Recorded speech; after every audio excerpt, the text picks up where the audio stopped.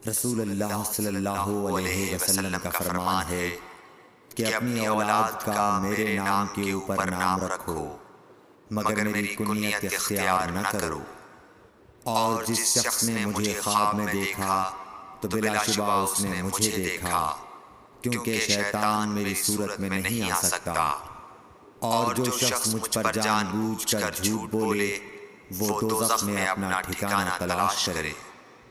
صحیح بخاری حدیث نمبر 110۔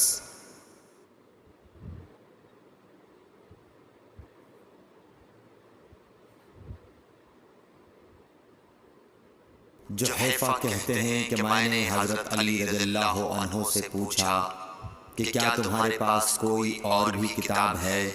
انہوں نے فرمایا کہ نہیں، مگر اللہ کی کتاب قرآن ہے، یا پھر فہم ہے جو وہ ایک مسلمان کو عطا کرتا ہے، یا پھر جو کچھ صحیفے میں ہے۔ میں نے پوچھا اس صحیفے میں کیا ہے؟ انہوں نے فرمایا دیت اور قیدیوں کی رہائی کا بیان ہے، اور یہ حکم کہ مسلمان کافر کے بدلے قتل نہ کیا جائے۔ صحیح بخاری حدیث نمبر 111۔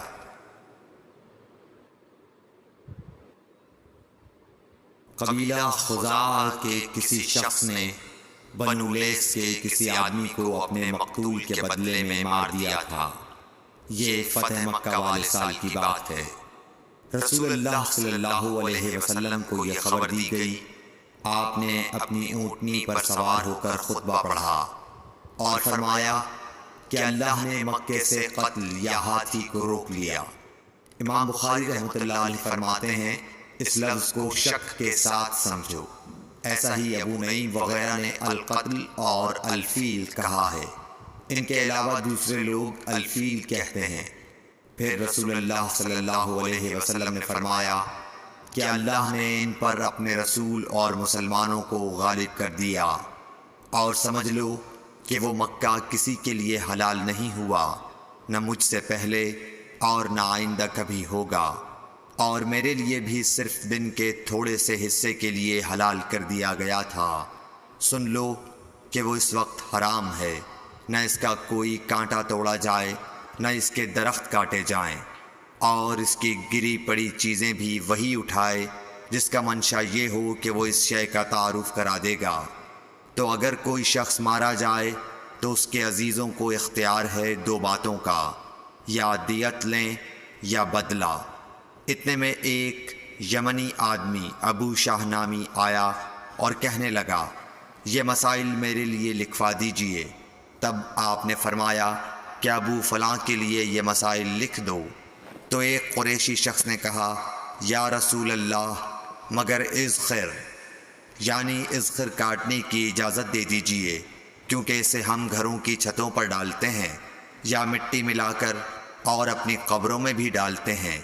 یہ سن کر رسول اللہ صلی اللہ علیہ وسلم نے فرمایا کہ ہاں مگر اذخر۔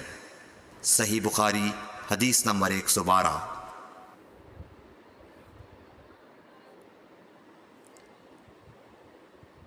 وہب بن منبح کے بھائی کہتے ہیں کہ میں نے حضرت ابو ہریرہ رضی اللہ تعالی عنہ کو کہتے ہوئے سنا کہ رسول اللہ صلی اللہ علیہ وسلم کے صحابہ میں عبداللہ بن عمر رضی اللہ عنہ کے علاوہ مجھ سے زیادہ کوئی حدیث بیان کرنے والا نہیں تھا، مگر وہ لکھ لیا کرتے تھے اور میں لکھتا نہیں تھا۔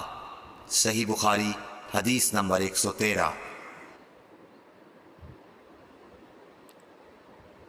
جب نبی اکرم صلی اللہ علیہ وسلم کے مرض میں شدت ہو گئی تو آپ صلی اللہ علیہ وسلم نے فرمایا کہ میرے پاس سامان کتابت لاؤ تاکہ تمہارے لیے ایک تحریر لکھ دوں، تاکہ بعد میں تم گمراہ نہ ہو سکو۔ اس پر حضرت عمر رضی اللہ عنہ نے لوگوں سے کہا کہ اس وقت آپ صلی اللہ علیہ وسلم پر تکلیف کا غلبہ ہے، اور ہمارے پاس اللہ کی کتاب قرآن موجود ہے جو ہمیں ہدایت کے لیے کافی ہے۔ اس پر لوگوں کی رائے مختلف ہو گئی اور شور و غل زیادہ ہونے لگا۔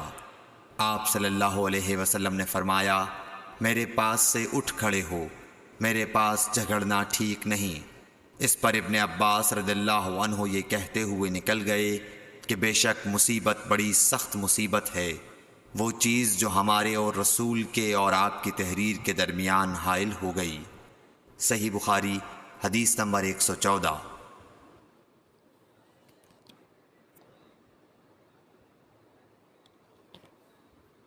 ایک رات نبی کریم صلی اللہ علیہ وسلم نے بیدار ہوتے ہی فرمایا کہ سبحان اللہ، آج کی رات کس قدر فتنے اتارے گئے ہیں اور کتنے ہی خزانے کھولے گئے ہیں۔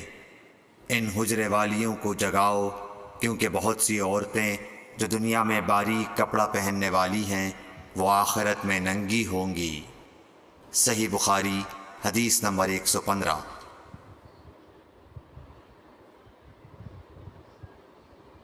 حضرت عبداللہ بن عمر رضی اللہ عنہ نے فرمایا کہ آخر عمر میں ایک دفعہ رسول اللہ صلی اللہ علیہ وسلم نے ہمیں عشاء کی نماز پڑھائی۔ جب آپ نے سلام پھیرا تو کھڑے ہو گئے اور فرمایا کہ تمہاری آج کی رات وہ ہے کہ اس رات سے 100 برس کے آخر تک کوئی شخص جو زمین پر ہے وہ باقی نہیں رہے گا۔ صحیح بخاری حدیث نمبر 116۔